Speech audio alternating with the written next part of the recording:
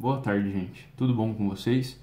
Aqui tá tudo bem, espero que vocês estejam bem também. Meu nome é Caio, esse é o Chá Literário. Bem-vindos a mais um vídeo. E nessa semana eu vou falar com vocês sobre um livro que foi lido em 2007 e foi relido agora em 2018, em 2 semanas. E simplesmente o que eu posso falar é obrigado para quem quer que tenha me apresentado essa obra. Você sabe quem você é, mesmo assim, muito obrigado. É O Preço de Ser Diferente. No canal aqui, geralmente a gente fala sobre livros clássicos ou literaturas não tão clássicas, que são ficção e são, vamos colocar, atuais, mas nunca a gente falou sobre algo espírita, então essa vai ser a primeira. Eu vou ressaltar para vocês que, apesar de eu ter uma, vamos colocar, criação católica, mais cristã, primeira comunhão na igreja, crisma, todas essas coisas, eu também sou muito assíduo e frequentador da doutrina espírita. Eu sou médium, isso não tem basicamente nada a ver com o assunto, mas é o que me levou a ler, logo após O Preço Ser Diferente, muitos outros livros de temática espírita, certo? Eu tenho que passar para vocês que são livros que ou você que vai ler de fora vai encarar como uma ficção, porque tem muitas coisas em que realmente as pessoas aqui não acreditam ou não creiam ou não levam como uma verdade.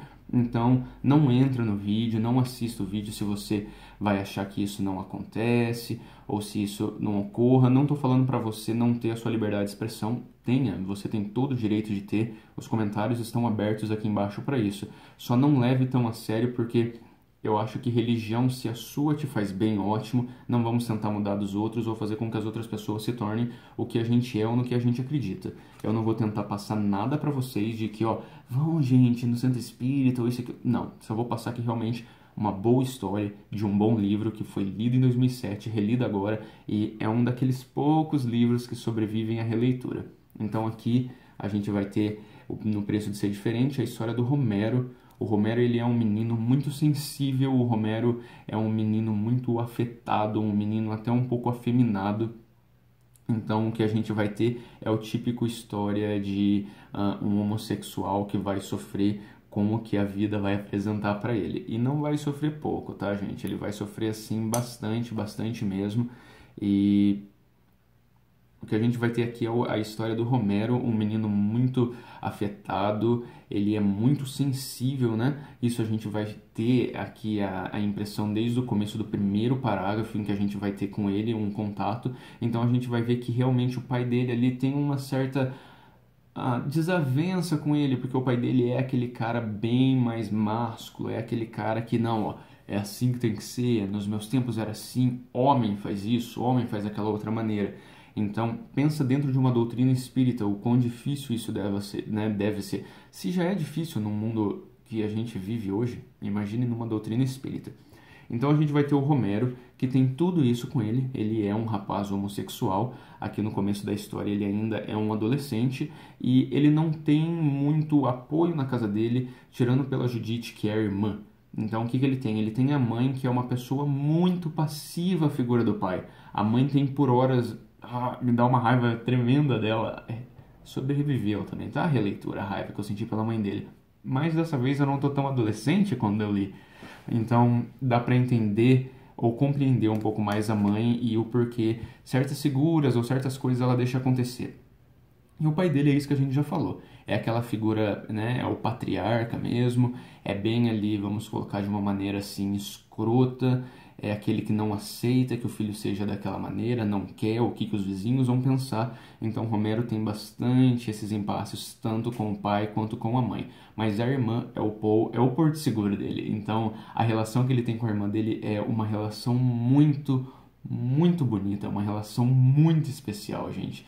É algo que deva ser lido realmente assim como quando recebe um abraço quando você está carente, ou aquele café, ou aquele chá que você toma às 5 da tarde só para dar aquela aquecida por dentro, sabe? Então é basicamente nisso que se trata a relação dos dois.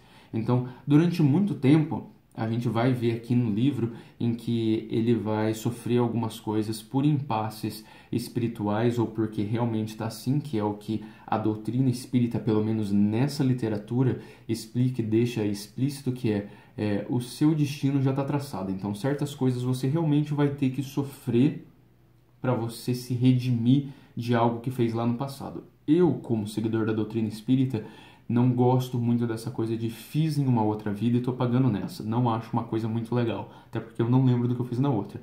Mas eu não posso questionar os planos de Deus e não falo um Deus espírita, aliás, né? Eu falo Deus num geral, essa força maior em que todos ou a maioria de nós acredita.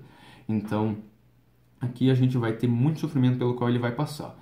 E o ponto que vai o ponto divisor, né, de águas da vida do Romero vai ser ali quando ele conhece esse cara no começo ali do livro, vou colocar uns 25% do livro, ele vai conhecer esse cara que vai desgraçar a vida dele de maneiras assim impensáveis e que vai te deixar com muita raiva. E logo depois ele vai ser expulso de casa e a mãe dele nada vai poder fazer. A mãe dele poderia fazer, mas a mãe dele naquele momento nada poderia fazer porque ficava com aquela coisa, né? Como pai, não, porque seu pai isso, porque seu pai aquilo. Então a gente vai ter um personagem que vai sofrer demais sem a necessidade de sofrer. Então, até o momento em que ele vai ser adotado por um médico e esse médico vai trazer toda a alegria e toda a felicidade que o Romero merece. Não vou falar sobre acontecimentos, ou mesmo que sejam pequenos, gente, que acontece porque isso é spoiler, isso vai tirar a graça do livro, mesmo sendo espiritual. Ah, não, conta, porque então ele tinha que passar, então não tem problema de contar. Gente, tem sim, não deixa de ser spoiler. Ele não é um livro pequenininho, tá? Ele também não é um livro muito grande. Ele tem 353 páginas. Isso daqui em um final de semana, se você pegar... se você não tiver, né, o final de semana todo tomado, sexta, sábado e domingo, você lê. E é uma leitura muito boa. Então, a partir do momento em que ele conhece esse médico, salvo engano, o nome dele é Plínio, que vai adotar ele, você realmente vai ver que ele vai ter um pouco mais de sossego e a paz em que ele realmente merecia. Até não, né? Até não ter. Porque daí vai acontecer mais coisas com ele. Romero vai ser acusado de um crime muito horrível, mas um crime horrível, horrível, horrível, horrível mesmo. E que no meio do livro eu ficava... não. Romero, por quê?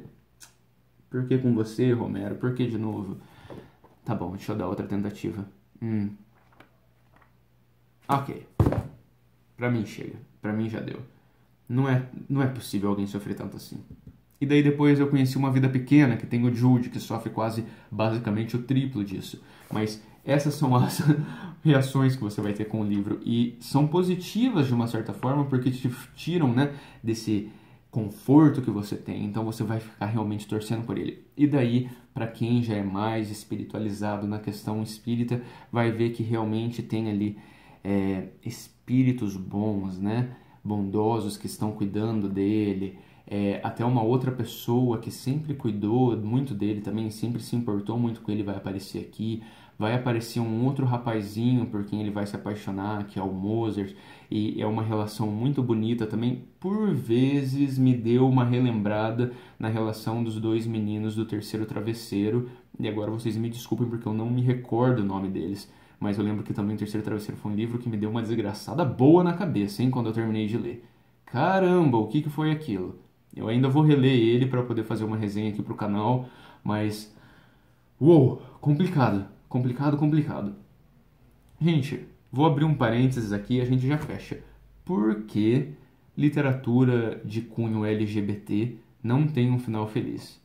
E daí eu prevejo bosta sendo jogado nos comentários do tipo, porque pra você ser gay você não vai ser feliz. Você já sabe que não é uma vida de felicidade. Gente, pode ser sim, tá? Eu assisti Shelter, que ficou como De Repente Califórnia, e eu sei que eu tô sendo bem Alice no País das Maravilhas, bem Disney aqui acreditando em finais felizes, mas eu preciso acreditar, porque senão não tem por que continuar vivendo, tá? Eu não coloco isso como uma prioridade, mas pelo menos pra mim é uma prerrogativa de vida. Então, aquele foi um dos únicos que teve um final feliz. E Me Chame Pelo Seu Nome. Me Chame Pelo Seu Nome. Apesar do final meio triste, ainda teve ali algo bom, tá? Mas, fechando parênteses. Então, a gente vai ver aqui que vai ocorrer dele ter um final feliz, uma certa redenção, ele ser pago pelo que ele sofreu, mas é um livro muito angustiante mesmo, mas faz você ter uma visão muito boa sobre o espiritismo em si, e não só o espiritismo, mas sobre a fé. E não só sobre a fé em Deus ou sobre a fé em outras pessoas, mas a fé em você mesmo e mais do que isso, a fé na vida. Então, Tá aqui uma super indicação para um começo aí nessa doutrina espírita. Também não li muitas outras coisas, li o Amanhã a Deus Pertence. Comecei Violetas na Janela, não gostei da premissa e parei. Tenho certos problemas com a premissa do livro. Quem já leu vai saber o que é. Então tá aqui. É da Mônica de Castro, é editado por Leonel, que basicamente foi o espírito que passou ali. Ela psicografou, como a gente coloca, ou nesse caso escreveu. Então realmente literatura, não vou colocar LGBT, porque senão teria que ser homerótica, e não é homerótica, porque também é drama, mas também é religioso, então não tem... Falando nisso, gente, deixa eu ver como foi classificado.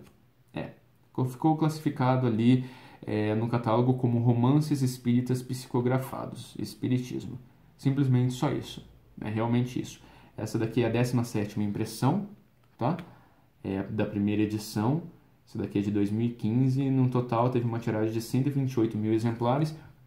É algo que eu vejo como positivo. Eu sempre gosto de ler essa ficha aqui, gente. Parece estranho, mas quem é leitor muito assim sabe, porque dá para você ter uma base do quanto o livro alcançou já ou pode alcançar. E para um romance espírita psicografado de temática LGBT, 128 mil impressões é uma coisa muito boa. Então é algo aí que vai quebrando certas barreiras, apesar de não ser esse o tema do vídeo. Então tem indicação, o preço de ser diferente, leia, tenta se conectar, se não conseguir, tá válido também, você é livre para sentir o que você sente, só não é livre para espalhar ódio. Lembre-se bastante disso, principalmente não desgraçar a vida dos outros. Então eu quero mais uma vez agradecer a indicação desse livro lá em 2007, muito obrigado. É um livro que sobreviveu à releitura. Quero ler muitos mais outros livros espíritas com talvez a mesma temática, creio que seja difícil encontrar. Mas está aqui, gente. Leiam, se inscrevam no canal, deixem o seu comentário e a gente fica aqui. E até a próxima. Obrigado por mais uma vez me acompanhar. Tchau.